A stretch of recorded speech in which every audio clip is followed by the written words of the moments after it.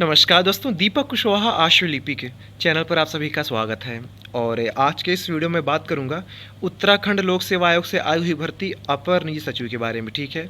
जो कि वहाँ ये अराजपत्रित पद है, हालांकि ग्रेड पे इसका 4800 ही है, ठीक। तो उसकी योग्यता क्या है और परीक्षा की प्रक्रिया वगैरह क्या है, और सबसे खास बात ये कि क्या अपने उत्तर प्रदेश के लोग इसके लिए आवेदन कर सकते हैं नहीं, करें मतलब कि अन्य राज्यों के लोग क्या यहाँ के लिए आवेदन कर सकते हैं फिर नहीं, ठीक है। क्योंकि जो भंडारा चलता है केवल अपने उत्तर प्रदेश में, ठीक है। और दूसरी सबसे खास बात ये कि उत्तराखंड लोक सेवा आयोग की जो भर्ती है आपकी, इसमें एक अच्छी बात यह है कि सबसे पहले ये आशुलिपि कौशल टंकण परीक्षा करवा ले रहे हैं, ठीक है। ये बहुत अच्छी बात है। तो आज की इस वीडियो में हम इसी पर पूरी विधिवत चर्चा करेंगे, ठीक है। तो आप लोग वीडियो को पूरी ज़रूर देखें, और जिन भी लोगों ने अभी तक चैनल को सब्सक्राइब नहीं किया है तो पहले से सभी जन चैनल को सब्सक्राइब भी ज़रूर कर लें, कहे से कि ज़्यादा ज़रूरी है, ठीक। अच्छा, शुरू के 2-3 मिनट आप लोग के लिए कुछ बेहद ज़रूरी जानकारी है, फिर उसके बाद असली वीडियो पर आता हूँ, ठीक है।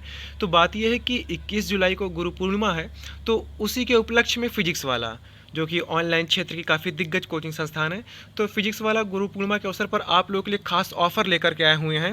और वो ये है कि उत्तर प्रदेश की पीसीएस आरओ परीक्षा और साथ ही साथ बिहार पीसीएस की परीक्षा की तैयारी के लिए, ठीक है। तो इसके लिए खास तरीके का बैच लेकर के आए हैं सीमित समय के लिए, जिसमें यह है कि उत्तर प्रदेश की बात करूं तो उसमें ये 80% तक की छूट दे रहे हैं, ठीक है। और वहीं बिहार की बात करूं तो वहाँ 83% है, ठीक है। तो इनके कुछ कुछ कोर्स हैं, वो आप लोग जान लीजिए, फिर आप लोग जिस भी परीक्षा की तैयारी करना चाह रहे हैं वो आप यहाँ से कर सकते हैं, ठीक है।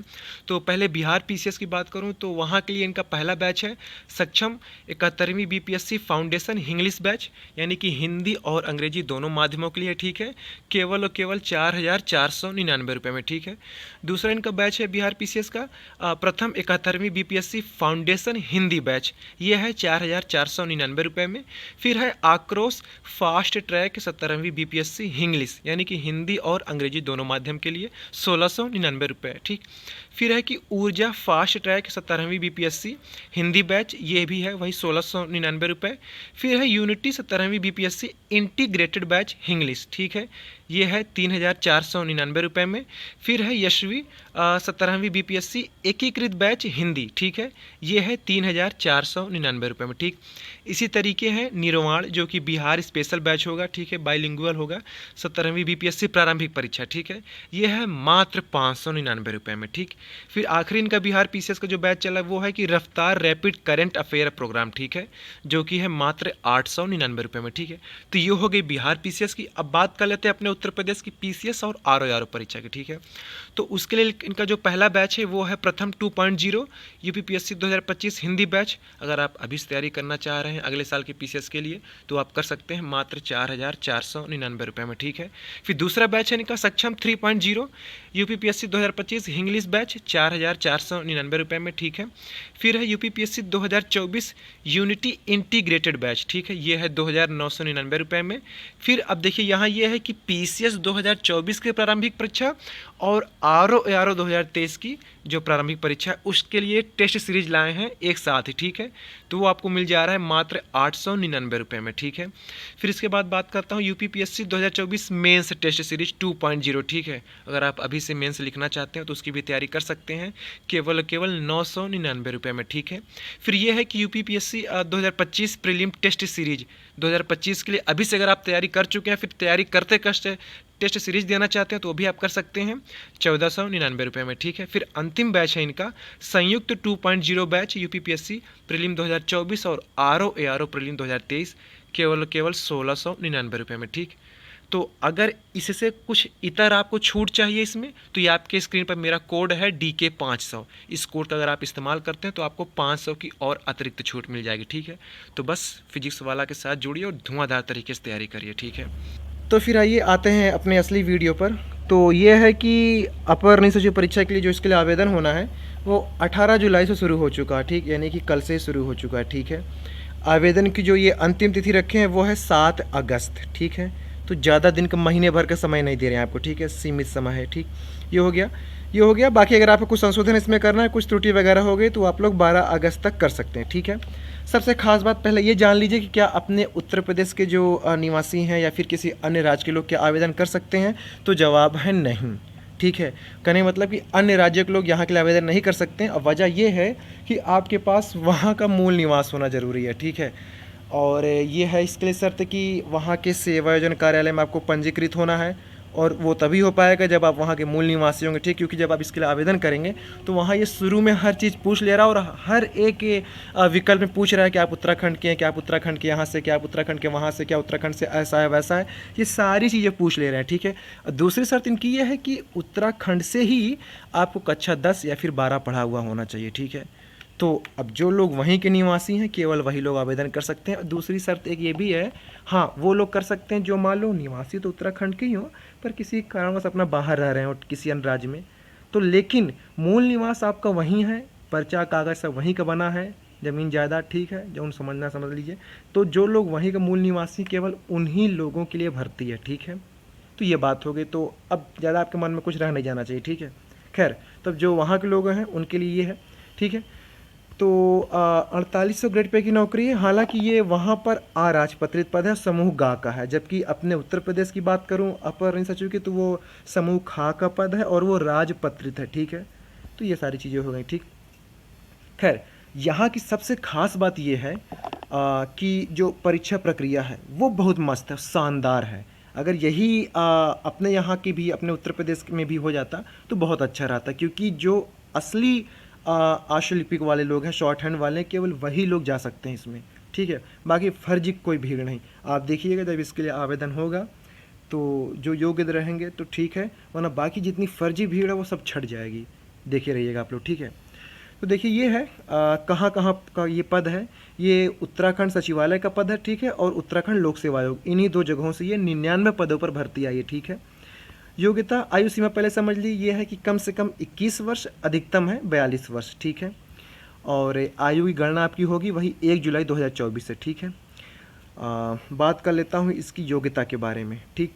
तो ये है कि भारत में विधि द्वारा स्थापित किसी विश्वविद्यालय से स्नातक उपाधि या सरकार द्वारा मान्यता प्राप्त उसके समकक्ष कोई अर्हता, ठीक है। परंतु यह कि मुख्य परीक्षा में कंप्यूटर ज्ञान संबंधी प्रायोगिक परीक्षा पास करना अनिवार्य है, ठीक है।